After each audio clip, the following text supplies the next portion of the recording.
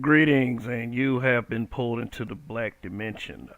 This is Kev, and Donnie is here, and we are here to review and discuss the 2022 film, The Batman, which just hit theaters today, as of the time of this broadcast.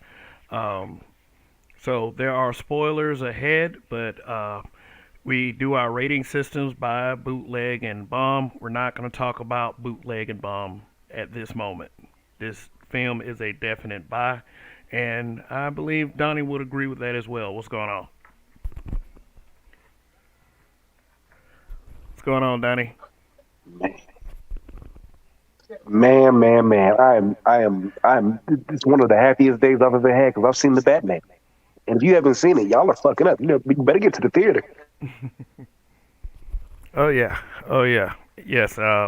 Hey, let me ask you a question. Have you ever had a film that you were so excited for, and when you finally got to the theater and watched it, it was like, man, could have did better.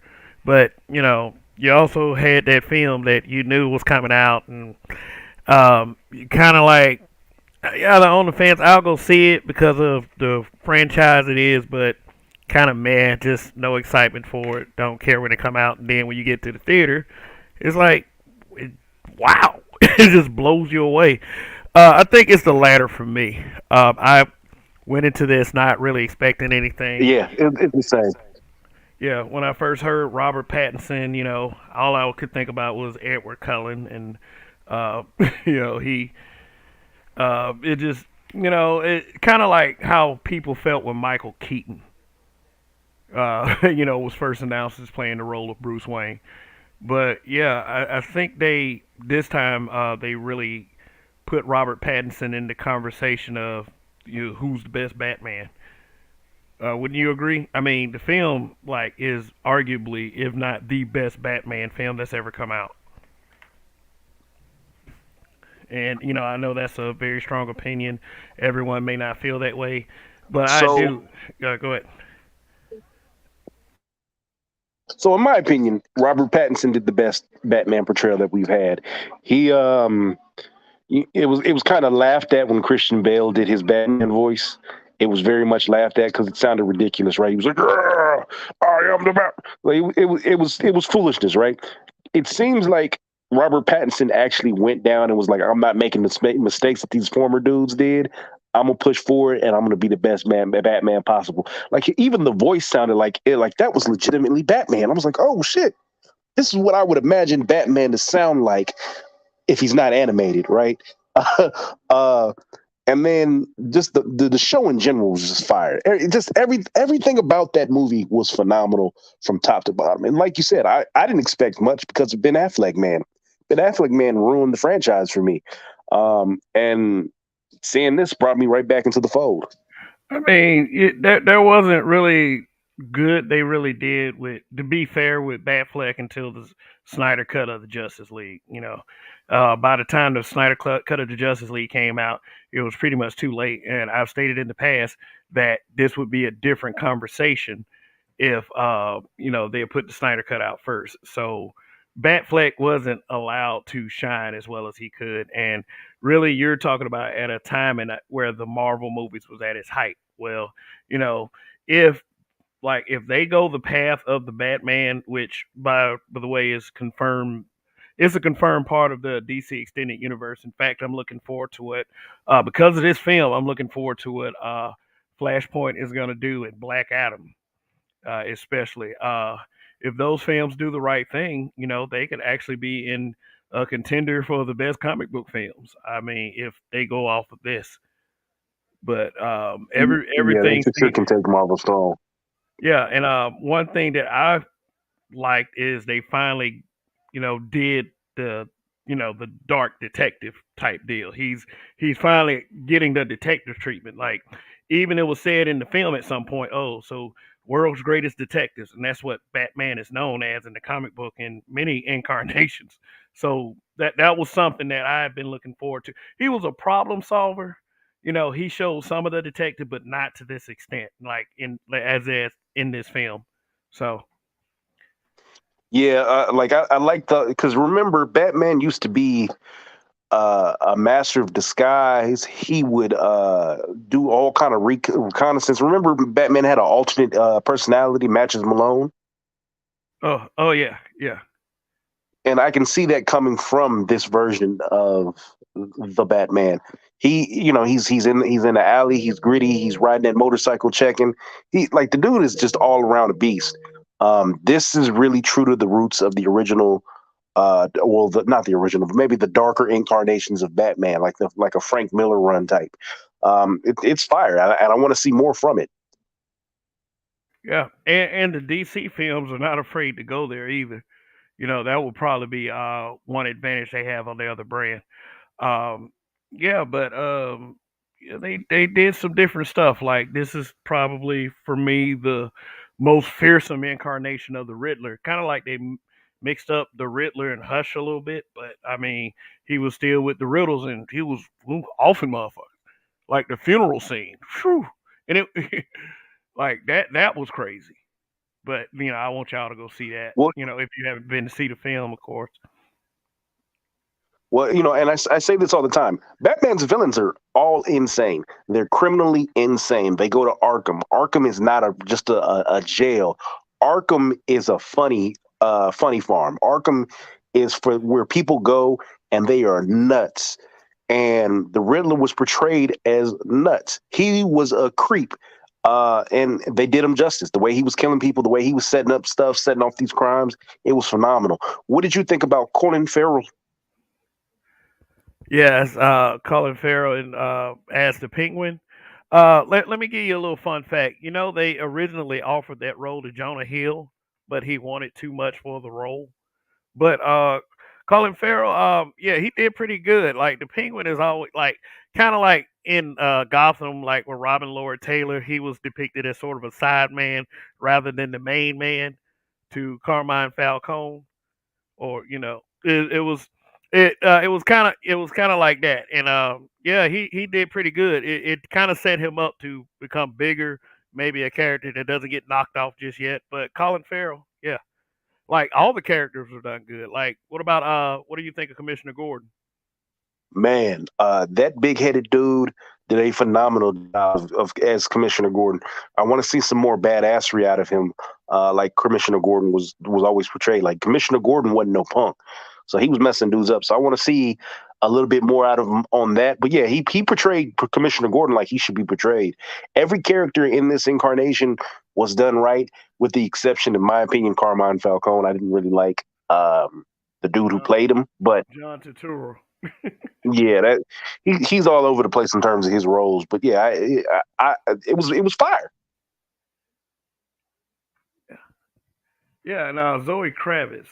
Zoe Kravitz, she's very, she it it actually depicted how a Catwoman Batman work ship relationship has been throughout the years. Not quite all the way, but something was there.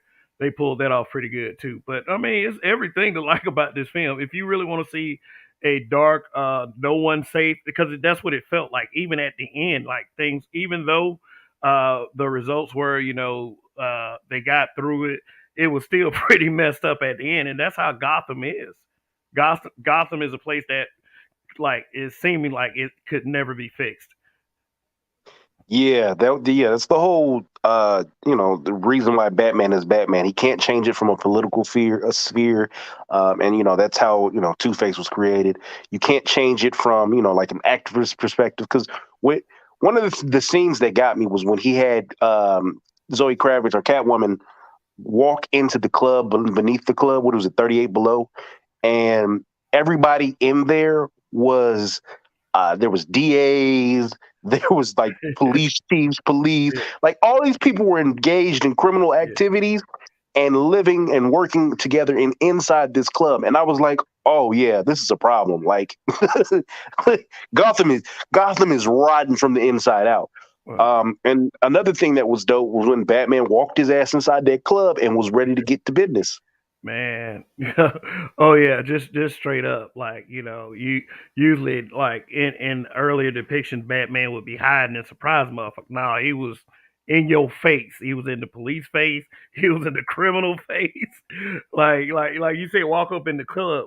Hey, but one scene that really got me was the car chase scene. It was like it was perfect, and it was between two major characters, Batman and the Penguin. Yeah, that man had that custom made engine that was shooting flames out. I said he's not playing games. Uh, not He at is with all. the smoke. Not at all. And this When this he, ri- oh, go ahead, go ahead. yeah, when he launched. That man hit the gas and launched through the ramp and shot off past the fire. I was like, no, Batman's not playing games. Not at all. Not at all. Um, yeah, just ridiculousness. If you don't, if y'all don't believe me, go see it for yourself. It's just really good film. Now, is it the best Batman film ever made? Like, there's a heated debate saying that they're already comparing it to The Dark Knight, which was the previous best Batman film, and I think everyone would agree. Did it get the job done? You can always say that in the let us know what you think in the comment section. But what do you think, Donnie?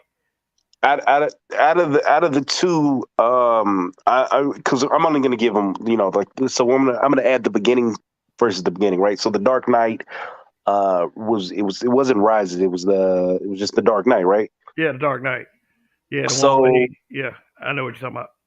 he trained with the League of Assassins. That was something that we needed, that we had never seen before. Because typically, when you get a Batman film, if we don't count that one, you don't get an origin story. You get to see, the parents dying, but you don't get a legitimate origin story of him training and learning to become a badass, right? Yeah, So that was good for that purpose, but the movie kind of falls off after the fact when he gets back to the city and he's getting it together. This one, you jump into Batman year two. And Batman is not playing games. He's already got the city afraid. One of the things I liked was when they turned on the bat signal, criminals everywhere were afraid of the dark. Like, dude robbed the store, ran out and was like, "Oh, the bat signal. Fuck that alley." Yeah, this alley's not for me today. Nah, I'm good. And that was something that we really needed, because you never got that feeling in the other Batman movies. Like, yeah, the city was afraid of this dude. yeah. Also, the fact that once the movie came on in the first 10 minutes, you knew that it was a dark story, and Batman is a very dark story for anyone who has followed the comic books throughout the years. I mean, it got a little campy at times, but this one right here is probably the darkest Batman of all. And I like it when it's depicted dark. It gives it more. Uh, it, it was the intention of the creators and what they were trying to deliver as far as telling the story of Batman. So uh, for Matt Reeves, really good job on this one. Thanks for getting this right, and hopefully we'll see a bit more out of this. I mean, as far as I can tell, it's being very well received, and I can see why. You know, Yeah, the attention to detail was just so it was just so it was so much attention to detail. It was phenomenal. Like, you had, like, one of the big problems with Batman was, how does he get the Batmobile in and out, or how does he escape and go back to the Batcave? He's in a car, he's driving around, and he's suddenly disappeared. Like, wouldn't you be able to track him? And one of the things that got me was, he took that bike, he was riding his bike, he went down into the subway through an abandoned exit and got lost in the tunnels. You would never find Batman that way. no, not at all. So that was something that stuck out to me. And then, like I said, the attention to detail. Like, everything that he did wasn't handed to him like in the Dark Knight. Like, oh, Lucius Fox, can you give me this? And I'll just spray paint it black. No, like, you could tell he built the Batmobile from scratch. You know what I Right. mean? Oh yeah, yeah. Batman was very intelligent. Besides like, um, having the help in the other films, like the way he's always been intelligent. That's what made him the world's greatest detective. Anyway, but he was very handy as well, and yeah, but also the movie did emphasize that he wasn't too into Wayne Enterprises, like and then this was like year two of him being Batman, so they may work into that as time progresses. But then he'll meet someone like a Lucius Fox, who is very pivotal to the story itself. For those who have followed Batman like us gentlemen have. So yeah, great film. Go check it out. Definitely. There's so many things to this, and it'll make you think. It's a very dark who done it type feel, and you know that's what I feel like the other films were missing. Yeah, that's a fact. I'm a big fan of this. I want the franchise to do well. They should keep pushing. I want to see how they grow. Now, this is year two. So my question is, are they going to proceed onward and jump or do a time skip to later on in the years? Because I mean, pretty much at this point, everybody knows Batman's story. Oh yeah. They know how he became Batman. So, for one, that was cool that we didn't have to go through the whole, oh, he shot my parents, I'm sad. Like, nah, we jumped right on in. So, are we going to go from year two to say year eight, where Selena Kyle is she's a bona fide Catwoman. She's out here robbing and he's dealing with bigger criminals. Maybe Penguin is taking over. So now he's trying to defeat Penguin and he's got more interest in Wayne. Like I want to see further down the line. I want to see more of this, but I am curious if they're going to do a time skip. So we'll see. Well, Robert Pattinson has already done an interview said that he believes that the next film would deal with the Court of Owls, which is something that I don't believe has ever been touched on in the films, except for an animated feature. But Yeah, the Court of Owls is that's a hell of a that's a hell of a storyline. So yeah, they're going deep with this shit. yeah, and so you won't mind seeing Batman around. I mean, for a few more outings if this kind of feel keeps going. But if the DC extended universe pushes forward to making their films like this, like I said, I do believe they have a chance to at least match up with the juggernaut known as the MCU. And at the true winner at the end of the day, and all of that will always be the fans. So So that, let me ask you a question before we wrap this up. Do you see this incarnation of Batman having a Robin? I was thinking about that as the film went on. I was like, damn, how would a Robin fit in this universe? I mean, they this that is a tough question. Yeah, I think they could pull it off, but I mean, it was yeah, if only if he's like a teenager or something, because it's like, I mean, they throwing him into some wild. And I mean, the Chris O'Donnell one, I did feel like that one was too old. Yeah, he was like Yeah. 45 in that movie. I was like, what are they doing?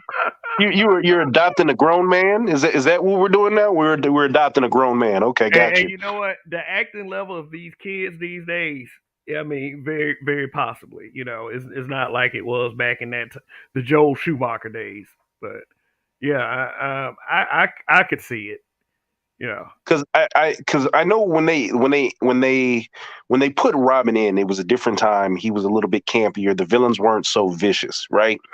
And I know as time went on, there was a couple of other Robins. One of the other Robins actually ended up becoming Red Hood, and the way he met that Robin was he was stealing the rims off of the Batmobile. Mm. So that would be a story that I could maybe foresee. Like you maybe have a guy, maybe a kid who's going out and pretending to be Batman, and maybe he saves him, finds out he's an orphan, and takes him under his wing. But like for him, this is a dark ass story, and I Yeah. just can't see a boy wonder running around. Yeah. I mean, like Boy Wonder was really much a title given to him, just I believe, just to add to the campiness of it. But yeah, like a Tim Drake Robin or a Damian Wayne probably would work. But Jason Todd, if they did that story, they'd have definitely. I mean, with the death and everything, but then that means they have to eventually introduce Ra's al Ghul as well. But I mean, so many places they can go with this Well, yeah, I mean, so through the detective line, the Ra's al Ghul is going to be a good fit for that story with the detective line because that's how Batman really came across him from being a badass detective and figuring out stuff. And it would fit. The original the Dark Knight version of the story, it wasn't quite like that. So I think it would be a great fit. Ra's al Ghul respected that man because he was a detective. He never even called him Batman. He'd be like, "Oh, hi, detective. Oh You're yeah, here, detective." yeah. So But yeah, I'm excited. But out of this movie, what do you give it? well, what do you mean? Like Our rating system. Are you well? our I rating guess we got system? to explain the rating Yeah, system. yeah, yeah, yeah. I explained it earlier. I was saying like, okay, here's our rating system. We buy, which means definitely go see it. Spend your money on a ticket, do whatever. It's worth going to see it at the theater. Bootleg is, this is a movie that you can pretty much wait till it comes on cable. But yeah, it'll definitely be a fun watch if you had nothing else to do, possibly. And bomb is like, don't waste your time. There's other things you can do because if you watch a film like this, you won't be able to get that time back. So I discarded the bootleg and the bomb. I said go straight for the buy. Go see this at the theaters as soon as possible if you have the time and the ability, Oh, of course. well, yeah, that's what buy. It's definitely got to be a buy. You probably should go see this movie twice just to let them know we need another one and we need it done ASAP. Yeah, yeah, yeah. And keep going in this direction. Keep Matt Reeves around.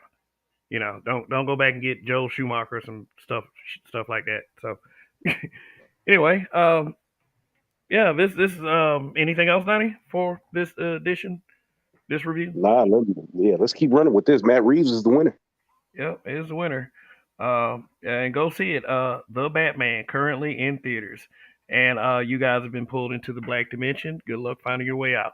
Thank you for thank you for stopping by.